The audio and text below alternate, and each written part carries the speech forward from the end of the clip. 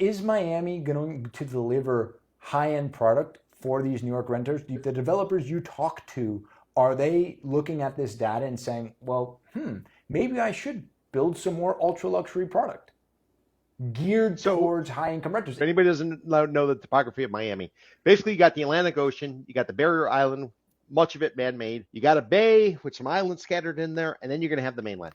So generally speaking, the way it used to work is when you were on that Barrier Island, it was primarily a second home. This is where developers would build something that was expansive, something that was a lot of wasted space if you're an investor. Investors want tight. They don't want hallways in a unit. They don't want amenity. They don't want anything. When you get into a big unit, this is for that person because they earned it. They deserve it. So traditionally, it was always Barrier Island, big expansive units, 9 stories and 8 units type of thing. And the mainland was always high density. This is where you put in 400 units, 500 units, and they were smaller. They didn't have the same thing. But what we've seen more recently is that there's this push towards larger units. Why? Because I think some of it has to do with the fact that the developers don't think based on the numbers the way they were because of construction costs and profit requirements and branding. Remember, you got to pay to bring in a brand there, have them hang their flag there. The only way they can make the numbers work was to go after the, let's call them the fat cat type of buyer.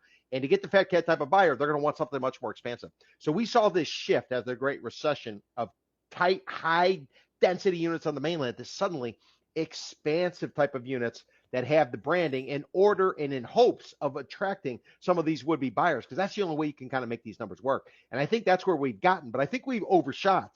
And the reason I think we overshot is, again, let's go back to our first story, Central Business District. You have some expansive units there that aren't offering what you need, which is i.e. water. These buildings, many of them, they're all inland. They're closer to the Overtown Metro Rail station and Brightline than they are to the Bay in some circumstances. I think they kind of overshot it. I think they got too aggressive. I think there was a lot of hoopla. There were a lot of people queuing up during the pandemic. They all wanted to come down here. And then the world changed. So I think all of these things have had a factor. But developers, they always have to anticipate.